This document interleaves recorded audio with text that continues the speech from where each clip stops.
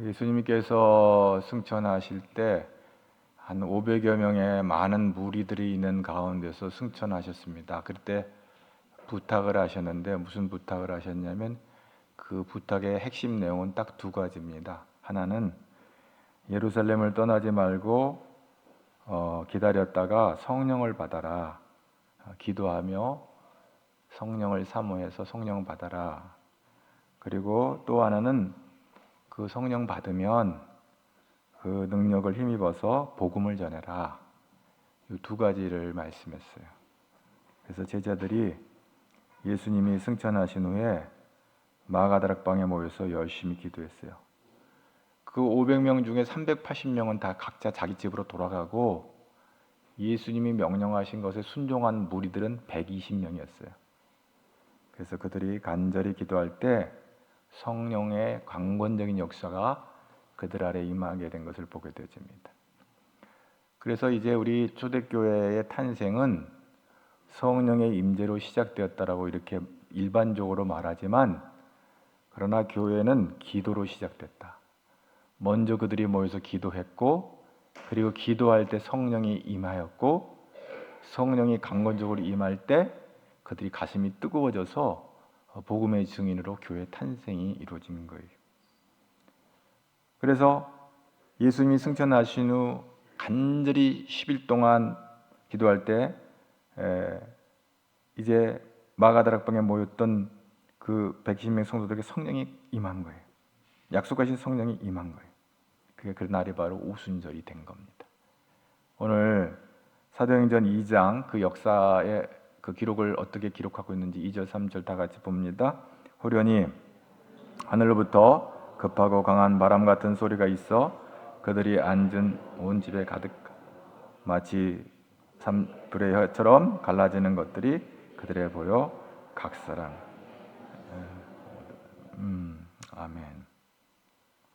100여 년 전도 우리 평양의 장대현, 1907년 우리 평양 장대현 교회에서도 이와 같은 역사가 일어났어요. 그들이 이제 우리 장로교는 말씀 중심의 교단인데, 옛날엔 사경회라고 있어. 부흥회라고 안 하고 우리는 사경회라고 했는데, 일주일 동안 모여가지고 아침 그러니까 새벽부터 점심 저녁까지, 저녁에는 이제 기도회, 그 부흥회 같은 기도회가 있고 낮에는 말씀을 공부하는 그런 건데, 그 당시는 지난번에도 말씀드렸지만 신학교가 일반적이지 않기 때문에 한국의 어느 유력한 교회가 사경회를 한다 그러면 평양 장대현 교회에서 사경회를 하는데 저 목포하고 부산에서 솥단지 짊어지고 기차 타고 그 평양까지 가서 말씀 사경회에 참여하는 거예요. 밥에 먹어가면서. 얼마나 귀한 열심인지 몰라요. 요즘은 교회 와서 밥 먹으라고 해도 안 오는데 밥을 해 먹어가면서 말씀을 사모하는 그런 어마어마한 헌신과 희생과 수고가 있었어요. 그때 강권적인 성령의 역사가 그 장대현 교회 임함으로 말미암아 한국 교회 부흥의 원동력이 된 거예요. 여러분, 우리는 그 당시 조선 시대 전 세계에서 제일 못 살던 나라들 중에 하나였던 이 조선이 말씀의 사모함이 있었어요. 그때 성령이 임할 때 지금 한 100여 년이 지난 이때 전 세계 10% 안에 들어가는 경제 강국이 된 거예요. 이건 기적도 기적이지만, 근데 문제는 뭐냐면 그때보다 우리가 1000배는 더 잘 살게 됐는데 지금도 못 살겠다 하는 거거든요. 물론 상대적인 평가이긴 하지만 믿음이 없으니까, 믿음을 보지 않고 믿음이 없다 보니까 세상적인 가진 가치와 기준을 향해서 이렇게 바라보는 거죠. 여러분, 성령의 뜨거운 역사가 임할 때 마가의 다락방의 문을 이제 열고 그들이 뛰쳐나왔어요. 처음에는 두려웠어요. 왜? 예수님이 십자가에 돌아가시고 부활하셨지만 당시 로마 당국이나 또 유대인들, 특별히 대제사장과 바리새인들, 유대 정통 유대교 지도자들은 예수 믿는 사람들을 이단으로 정죄했기 때문에 잡히면 죽는 거예요. 잡히면. 너도 예수 한 무리지, 너 예수 한 당이지, 잡히면 죽는 거예요. 그러니까 다 꽁꽁 다 숨어서 마가다락방에서 10일 동안 그들이 기도하는 것도 어떻게 보면 숨어 있는 거예요. 숨어 있는 거예요. 그런데 거기에 성령이 임한 거예요. 이런 뜨거운 성령이니까 문을 꼭 닫고 기도만 했던 이 사람들이 이제 문을 활짝 열어 제끼고 담대하게 나가서 복음을 전하게 되는 거예요. 사도행전 2장 4절 말씀을 다 같이 봅니다. 그들이 다 성령의 충만함을 받고 성령이 말하게 하심을 따라 다른 언어들로 말하기 시작했다.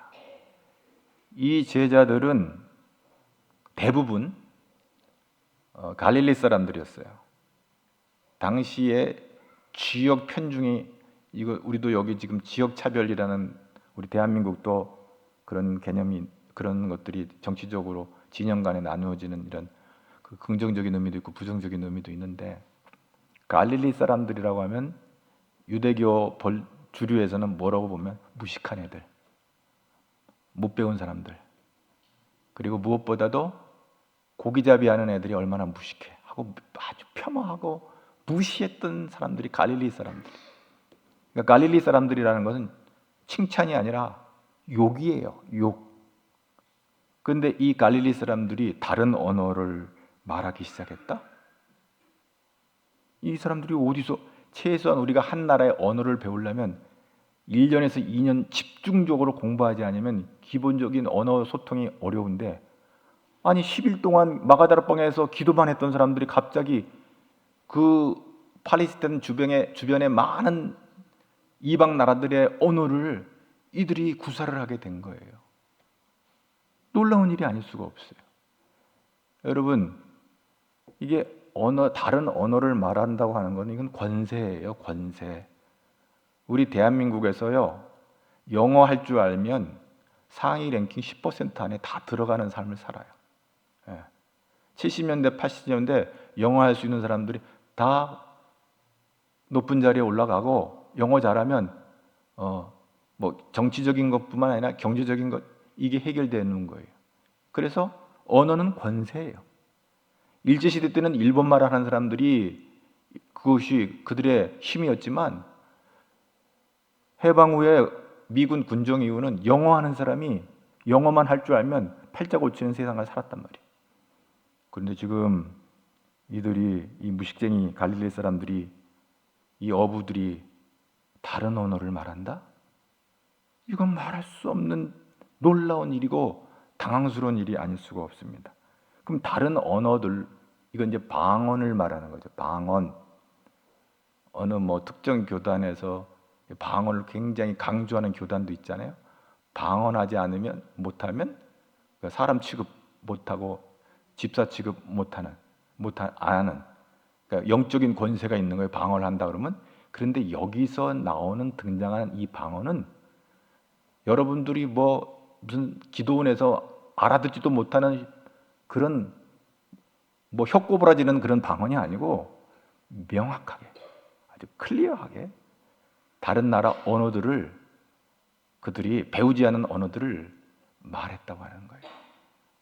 이것은, 근데 그러면 우리는, 사람들은, 한국 교회가 한때는 이 방언에 너무 집중했는데, 방언의 내용이 뭐냐가 중요해요. 방언의 내용. 이 방언의 내용, 방언한 그 내용이 뭐냐에 관심을 갖지 않고, 방언했다 그러면 뭐 좀 영적인 권세 있고 뭐 신비스럽고 말이지, 뭔가 영적인 사람인가, 이렇게 우리가 생각을 했는데 그게 아니에요. 어떤 말을 했는지 그 내용을 31절에 그 방언의 내용이 등장하는데, 다 같이 한번 사도행전 2장 31절 보겠습니다. 미리 번거로 그리스도의 부활을 알았다.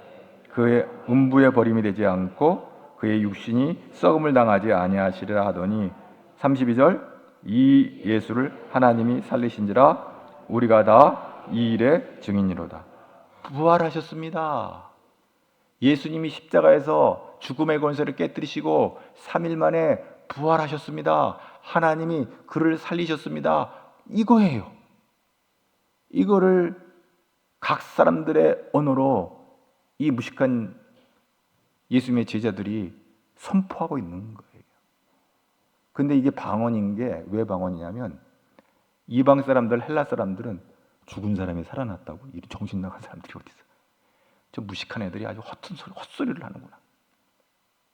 못 알아듣는 말이에요. 똑같은 말을 하는데 자기들이 알아듣는 언어로 말을 하는데 예수가 살았다고? 근데 죽었다가 살아났다고? 예수가 부활했다고? 말도 안 되는 소리 하고 있어요. 그런 말도 안 되는 소리가 어디 있어? 방언은 방언이요. 왜? 믿음이 없으면 예수의 부활하심을 믿을 수 없는 거니까. 헬라적인 사람들, 이성적인 사람들, 당시 소아시아와 유럽의 사람들, 굉장히 합리적인 사람들, 리즈너블한 사람들이 볼 때는 저 미친놈들이구나. 그리고 방언이지. 그래서 방언인 거예요. 방언의 내용은 못 알아듣는 말이 아니라 예수님께서 십자가에서 죽으시고 3일 만에 부활하셨는데 하나님이 그를 썩음 가운데 두지 않고 살리셨다 하는 것입니다. 그렇습니다. 이게 천국 방언이에요. 천국 방언. 방언이 뭐냐? 오늘도 여러분이 나가서 예수 믿으세요. 예수 믿고 구원 받으세요. 그러면 천국 방언을 하는 거예요. 그게 천국 방언이에요. 세상 사람들은 그걸 예수 뭐하러 믿어? 먹고 살만한데. 뭐 예수 믿을 필요 있어? 종교도 많은데. 뭐 그런 사람들도 더러 있을 수 있어요. 예수님을 믿어야 될 필요성을 못 느껴요. 전혀 이해하지도 못해요. 똑같은 한국말을 통해서 예수 믿으라는데 예수가 뭐야? 알지도 못해요. 그러나 오늘도 여러분이 나가서 예수를 전하면 여러분 천국 방언하는 사람들로 믿으시기 바랍니다. 여러분이 방언하는 사람이 되는 거예요. 예수 복음 전하면 그게 방언인 거예요. 알아먹지도 못하는 무슨 말을 해가 내가 말이야 기도해봤더니 너 그 사람하고 결혼하면 안 돼. 내가 기도해봤더니 이번에 그거 개업하면 안 돼. 영으로 봅니다 해가지고 조금 무슨 기도 많이 한다고 하면 무슨 무당이 점치듯이 말이죠. 우리는 사람들을 향해 중보기도 하고 그들의 영혼을 위해서 영혼 구원을 위해서 기도할 것이지만 마치 무슨 점쟁이가 미래를 내다보고 점을 치듯이 점쟁이 흉내 내듯이 참 20년 30년 예수 믿고 뭐 권사됐다 그러면 영으로 봅니다. 하나님은 그런 분이 아니에요. 뭐가 아쉬워가지고 무당을 세워가지고 하나님의 뜻을 보여줘요. 우리가 어리석은 인생들이 이 땅에 많아요. 이 방언의 핵심이 뭔지 볼까요?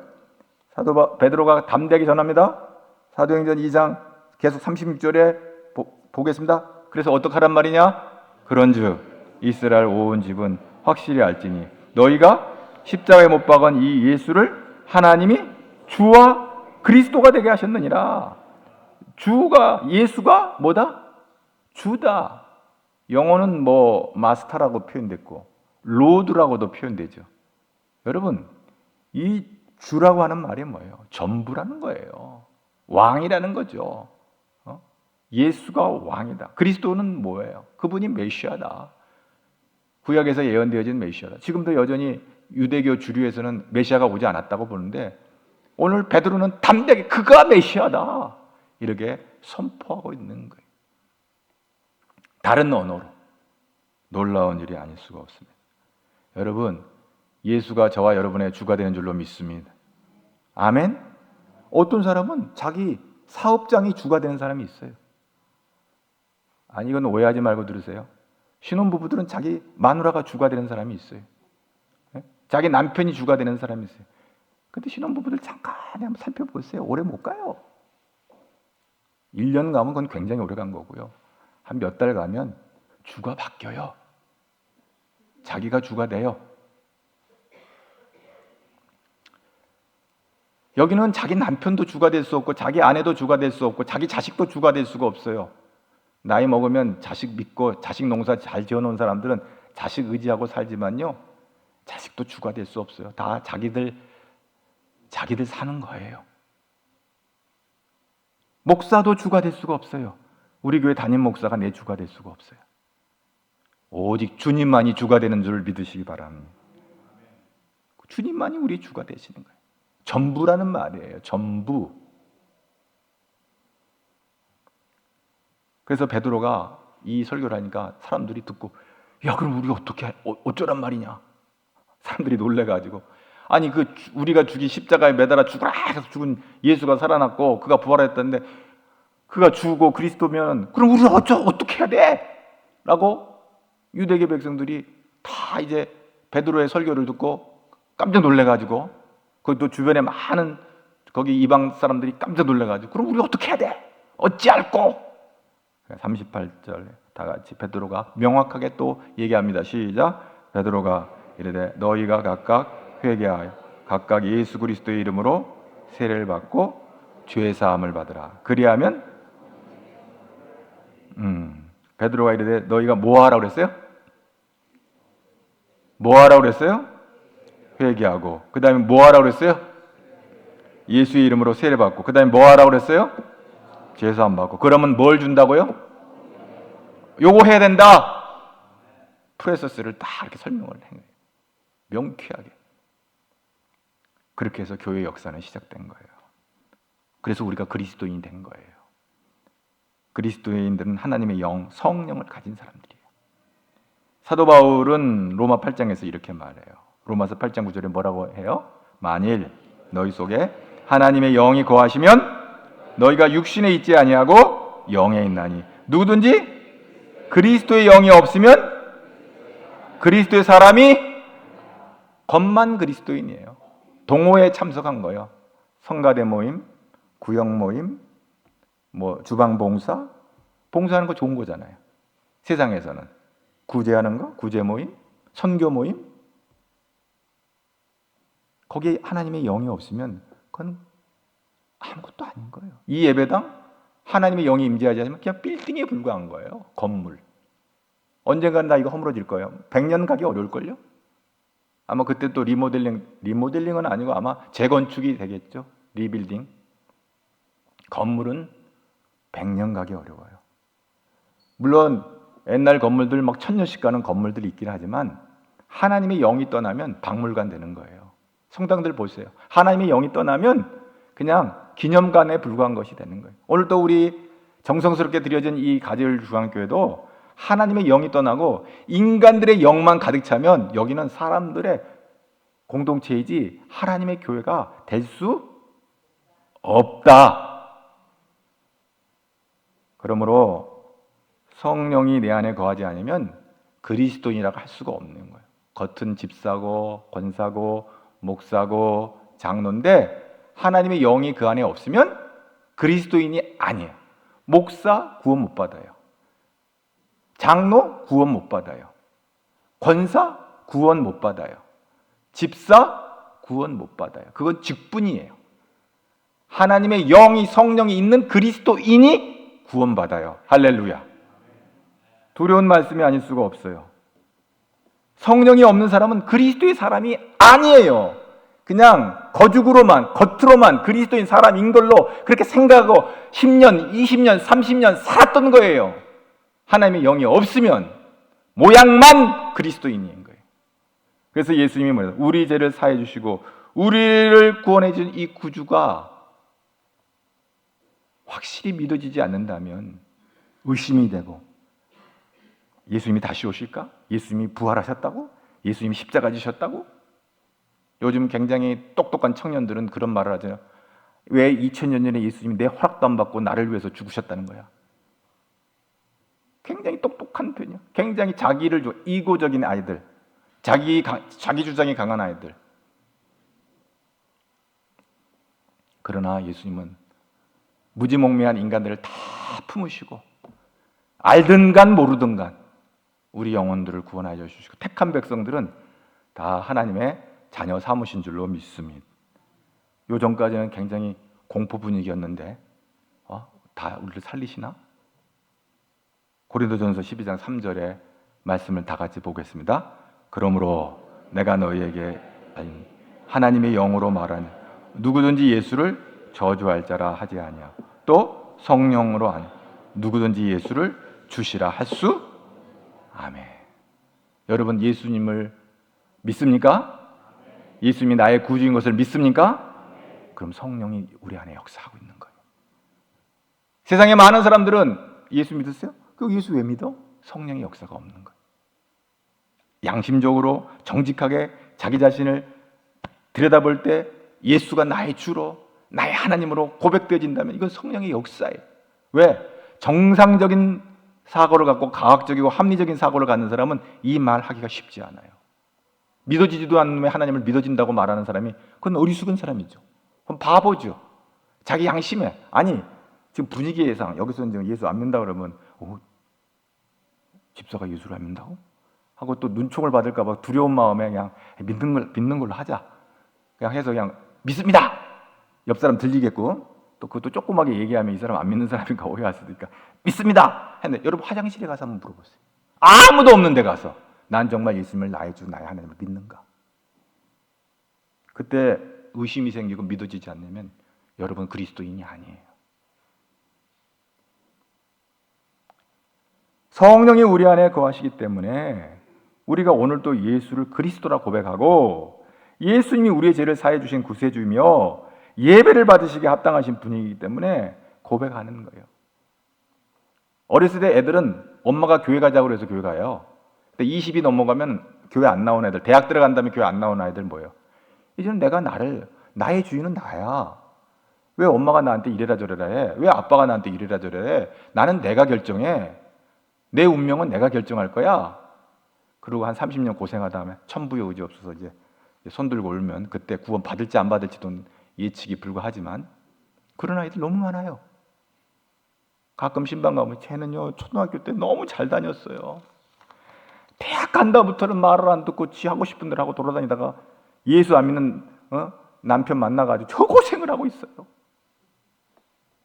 그럼 뭐 어떡하겠어? 그러면 이제 옆에서 지팔자야 지팔자.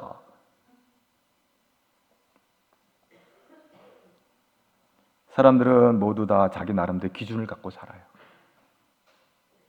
성령을 따라 사는 사람은 하나님의 뜻을 따라 사는 사람이에요.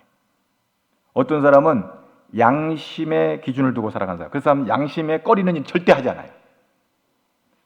법의 기준을 두고 사는 사람은 법을 잘 지키기만 하면 된다는 생각으로 살아가요. 그래서 법을 잘 지켜요. 그래서 양심을 따라 사는 사람을 우리는 뭐라고 그래요? 참 양심적인 사람이에요. 저 사람은 참 착해. 양심적인 사람이에요. 이렇게 말을 하는 거예요. 예수 믿든지 안 믿든지. 또 윤리나 도덕의 기준을 두고 사는 사람들은 우리가 뭐라고 평가를 해요? 참 저 사람 도덕적인 사람이야. 법 없이도 살 사람이야. 저 사람은. 예수 믿든지 안 믿든지. 그리고 법을 기준으로 두고 사는 사람은 참 저 사람은 법을 잘 지키는 사람이야. 이래요. 근데 또 아주 예민한 사람이 있어요. 뭐 벌칙금이라든지 뭐 살다 보면 교통 벌칙금이라든지 뭐 세금 같은 거 있으면요. 아주 철저하게 계산하고 빨리빨리 계산하는 사람이 있다면 이것도 무시하는 사람도 있어요. 세워라 내워라 언제 뭐 기간 내에 절대 안 내는 인생들이 떨어 있어요. 습관적으로 아예. 내가 지난 주 중에 꿈을 꿨는데 왜냐면 하도 목사님 설교가 재미없다고 그러니까 꿈 얘기 좀 하려고 그래요. 그런 것도 해야죠. 듣는 사람이 목사님 얘기 재밌네. 그래. 설교는 원래 드라이한 거예요. 창세기부터 요한계시록까지 영의 눈으로 바라보지 않으면 이것은 흰 건 종이고 검은 건 글씨인데 도대체 아무 말도 무슨 말도 이해할 수가 없어요. 그러니까 한 번도 나는 내 개인적인 얘기는 가끔 안 하는데 한번 해보려고 그러는데 듣고 보면 별 얘기는 아니지만 들어보세요. 제가 이렇게 2층에서 그땐 교회 같지도 않고 어느 빌딩 2층에서 이렇게 내려다 보이는데 딱 그 바깥으로 보이는데 내 차를 레카차가 와가지고 견인해 가려고 그러는 거예요. 근데 내가 열이 폭 나가지고 쟤네들은 거기 주차되어 있는 차를 왜 무슨 의도로 내 차를 견인해 가려고 하는지 팥빛 뛰어 내려갔어요. 갔더니 내 차는 이미 견인해서 사라지고 없는 거예요. 그 내가 거기 무슨 관계자가 하나 있는 것 같아요. 왜냐면 그 사람하고 뭐 말을 하게 되는데 내 차 어디 가냐? 그러니까 그 사람이 뭐 오리발 내밀고 내 차 빨리 내놔라 하고 내가 이제 거기서 얘기를 하니까 종이에다가 뭐를 써서 주더라고요. 거기다 주차비 120만 원. 이게 뭔 소리야? 그래가지고 그걸 내야 차를 돌려준다는 얘기예요. 참. 좀 그런 황당한 꿈을 꿨어요. 그랬더니 어저께 주민세 독촉장이 날라왔더라고요. 자, 우리는 성령의 기준을 따라 사는 사람은 성령의 사람인 줄로 믿으시기 바랍니다. 하나님의 영의 인도하심을 받는 사람은 하나님의 영의 그것이 그 다스림을 받는 거예요. 고린도전서 2장 10절 다 같이 한번 봅니다. 오직 하나님의 성령으로 이것을 우리에게 보이셨어요. 성령은 모든 것 곧 하나님 본 것까지도 통달하시. 성령은 우리의 하나님의 모든 것을 아시고 또 우리를 중보하시고 또 우리를 깨닫게 하시고 우리를 인도하시는 분이에요. 그래서 오늘 16절에 뭐라고 하는지 오늘 본문에 다 같이 시작. 내가 이르노니 너희는 성령을 따라 행하라. 그러면 육체 욕심을 성령을 따라 산다는 것은 하나님의 뜻을 따라 사는 것입니다. 근데 성령께서 하나님의 뜻을 깨닫게 해주시는 거예요. 알게 해주시는 거예요. 여러분, 성령님은 우리를 인도하세요. 보혜사라고 그랬죠? 우리를 도와주시고 인도하시는 분이에요. 그래서 우리를 하나님이 기뻐하시는 삶으로 인도하는 거예요. 사도행전 8장에 보면 그 집사 빌립이 나오는데요. 아주 사도 같은 빌립이에요. 아주 대단한 사람이에요. 사마리아에 가서 복음을 전하는데 그 시장에 가서 복음을 전하는데 얼마나 예수 믿는 사람들이 막 일어나는 거예요. 너무 기분이 좋았어요. 근데 갑자기 주의 사자가 영어 성경에는 엔젤로 표현됐지만 감동을 줘서 저 광야로 가라는 거예요. 아니 전도를 하려면 시장으로 가야 돼요? 광야로 가야 돼요? 빌립은 생각했어요. 광야에는 사람도 없는데 뭐하러 광야에 사람도 없는 광야로 나보고 가라는가? 웬만한 똑똑한 집사 같으면 난 안 가! 난 사마리아 이게 지금 너무너무 지금 부흥이 잘 되고 있는데 난 여기다가 상가 2층에다 교회 세울 거야. 이렇게 가야 되는데 광야로 가라고 그러니까 빌립이 놀래가지고 이거 어떡하나? 근데 빌립은 하나님의 사람이었기 때문에 말도 안 되는 이야기지만 하나님께 순종했어요. 그래서 광야로 나갔어요. 광야에 뭐가 있는데 하나님 나보고 광야로 가라고 그런가? 광야로 나가고 얼마 있다 보니까 저 멀리서 이디오피아 4시가 마차를 타고 이디오피아 4시 행렬이 지나가는 거예요. 근데 하나님의 영이 감동하시는 거예요. 사도행전 8장 29절 다 같이 봅니다. 성령이 빌립더러 이르시되 이 수레로 가까이 있나? 저 수레로 가까이 가라는 거예요. 가서 복음을 전하게 되는 거예요. 그리고 그가 거기서 회심을 하고 세례를 받게 되는 거예요. 여러분 4시라고 그러니까 좀 우리나라 조선시대 때 4시라고 생각하면 안 돼요. 이게 번역을 조금 요거는 좀 잘 했어야 되는데 이게 4시라고 하는 건 굉장히 고위 관료예요. 그러니까 에티오피아의 2인자라고 하는 거예요. 왕 말고 그 다음 자리 정도 차지할 만한 그런 고위 관료예요.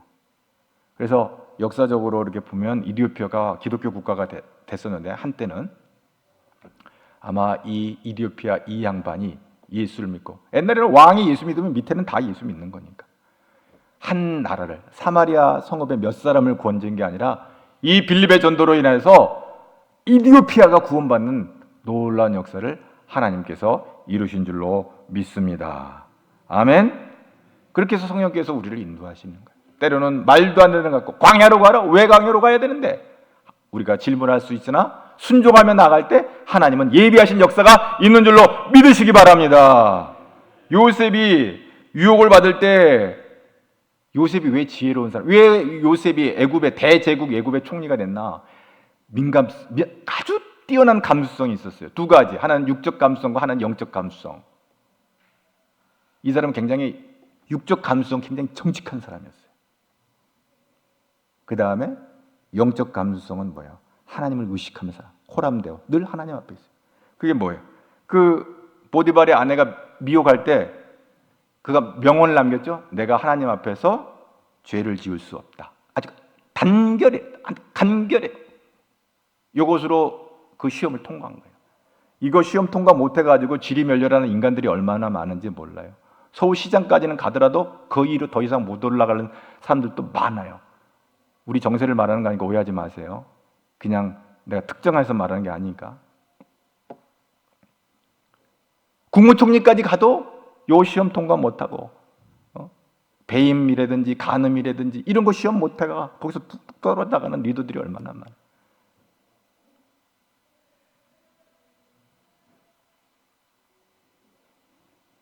성령께서 우리에게 말씀하시는데 다양한 채널이 있어요. 우리가 기도하는 가운데 하나님 내 마음 감동해 주세요. 우리가 말씀을 읽을 때 말씀으로 통해 우리를 터치해 주세요. 그리고 설교를 들을 때 저 하나님 내게 말씀하시고 설교를 통해서도 내 마음을 터치해. 하나님은 영이시라고 해가지고 그냥 신비하게도 역사하지만 구체적으로도 역사해요.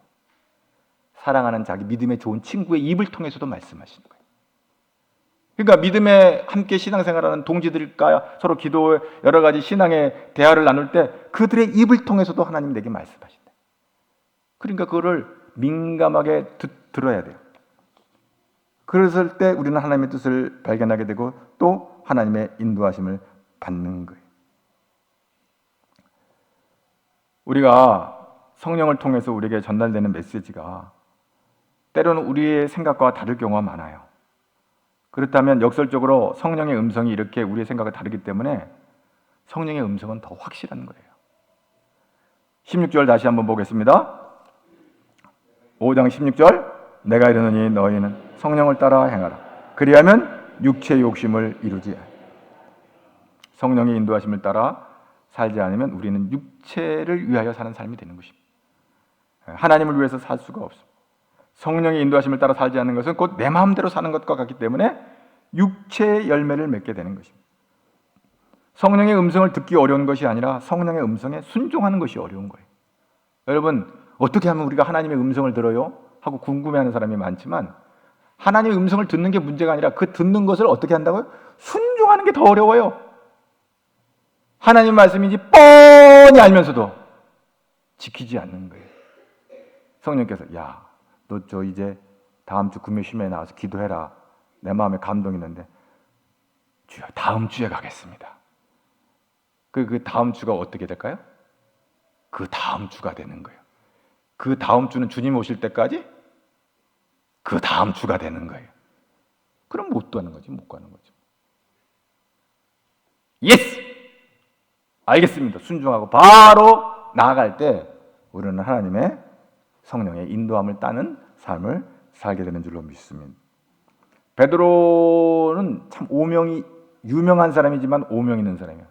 오늘 이 시대 베드로는 소위 저기 바티칸에 가서는 뭐 초대 교황 정도로 어마어마한 존경을 받지만은 그가 당대 그 제자로서 때는 정말 오명과 악명과 유명이 아주 겹치는 그런 사람이었어요. 왜? 일단 이 사람은 근본이 비천한 사람이고 어부고 배움이 짧은 사람이기 때문에 사람들로부터 많은 무시를 받고 또 성격이 다혈질이다 보니까 뭘 참아내질 못하고 그냥 불끈불끈 성질을 내다 보니까 실수도 많았던 사람이에요. 근데 이 비천한 사람이 존귀한 사람, 아주 이 비천한 사람이 어떻게 하면 존귀한 사람이 됐을까? 비결이 하나 있어요. 이 사람이 그렇게 불끈거리고 감정적이고 성질도 못됐고 배움도 짧고 무식한 사람이었지만 그럼에도 불구하고 그의 영적 그 감성이 아주 중요하게 작동한 한 대화가 있어요. 누가복음 9장 5절이에요. 누가복음 9장 5절이 뭐라고 그래요? 선생님, 제가 얘기할게요. 여기 없으면 그 밤이 맞도록 고기를 잡았는데 고기를 한 마리를 못 잡았어요. 그 얘기는 너무나도 잘 할 거예요. 이 사람은 고기 전문가거든요. 어부니까 30년 동안 그 어부 고기 잡는 건 나를 따를 자가 없는 거예요. 갈릴리 바다의 구석구석에 어디가 고기 있는지를 다 아는 사람이 베드로예요. 그런데 목수 출신인 예수님이 와가지고 그 한마디도 잡지 못했는데 그물을 저쪽에다 내리라는 거예요. 그럼 세상 사람들은 대부분 이렇게 너는 목수 전공이고 나는 고기잡이 전공인데 전공도 아닌 사람 얘기를 하면 전공 따진다고 거기서도 네 전공도 아닌데 나보고 이래라 저래라 하냐고 전공 따진다고. 근데 뭐라고 베드로가 얘기하냐? 선생님이 말씀하시니까 말씀대로 그물을 내리겠습니다. 할렐루야. 말씀대로 그물을 내리겠습니다. 아멘. 역사가 일어나는 줄로 믿습니다. 아멘. 아멘. 하나님, 저에게 나의 생각과 성령의 디렉션이 다를 때 주여 나를 꺾고 성령의 인도함을 받는 지혜를 주시옵소서. 기도하는 저와 여러분 되기를 주의 이름으로 축복합니다. 내 생각을 꺾을 때는 얼마나 많은 용기가 필요하겠어요. 얼마나 많은 자존심을 내려놔야 되겠어요. 내가 전문가인데, 내가 전공인데, 고기 잡는 것은 내가 할 수 있는 일인데 목수가 나한테 고기 잡고 저기다가 그물 내리라고? 내가 뭐 안 내려봤나? 다 내려봤는데, 못 잡았는데 또 내려보라고? 고린도후서 3장 17절에는 그런 어마어마한 말씀이 있습니다. 주의 영이 계시는 곳에 자유함이 있다. 할렐루야. 참 평화가 있는 것입니다. 내 뜻대로 내 생각대로 할 때는 갈등과 아픔과 근심과 걱정이 끊어지지 않지만 하나님이 인도하신 대로 가면 걱정도 되고 야 이거 잘 될까? 근심이 되지만 결국은 평화가 있습니다. 평안이 있습니다. 아멘. 그렇습니다. 그럴 때 베드로가 그렇게 어찌할까 하는 사람들에게 복음을 전할 때 3,000명이 회개하고 돌아오는 어마어마한 성령의 능력이 순종할 때 나타났다고 하는 것입니다. 저와 여러분도 순종의 사람이 되기를 주의 이름으로 축복합니다. 성령을 따라 사는 삶은 성령의 지배를 받는 사람입니다. 무당은 귀신의 지배를 받고 살아갑니다. 그래서 귀신이 시키는 대로 막고 귀신이 주는 힘으로 일하고 귀신이 주는 지식으로 점을 칩니다. 오래전에 당군교 교주였고 박수무당이었던 김혜경 씨가 그 당군교를 버리고 예수를 믿고 회심한 사건이 있었습니다. 그리고 그가 책을 썼는데 그 책 속에 그런 얘기가 납니다. 귀신의 실존, 귀신의 그 당시 그 자기가 박수무당할 때 그 귀신이 자기를 도와준다는 거예요. 점을 치는데 도와준다는 거예요. 늘 선거철만 되면 국회의원들이 용한 무당들 그 신점하는 데는 줄을 쓰잖아요. 예? 국회의원 선거 한번 끝나면은 한 10년 먹고 살 돈 벌잖아요. 용한 점쟁이들은 아주 줄을 쓰는 거예요. 뭐 예수 믿든지 안 믿든지 막 내가 이번에 국회의원 선거 될지 안 될지 귀신의 도움을 받아보려고 줄 쓰는 거예요. 근데 김혜경 씨가 예수 믿고 나서 그 귀신의 역사가 있다는 거예요. 우리는 그리스도인들은 귀신의 지배를 받아서는 안 돼요. 악한 영이죠. 악령이죠. 더러운 영이죠. 많은 비즈니스 기업인들, 정치인들이 이 귀신의 도움을 받아서 뭔가 한 자리 해보려고 얼마나 애를 쓰고 있는지 몰라요.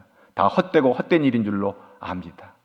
우리는 성령의 다스림과 성령의 인도함으로 그리스도인으로서 승리하는 저와 여러분 되기를 주의 이름으로 축복합니다. 그래서 사도 바울이 뭐라고 합니까? 고린도전서 3장 16절 시작!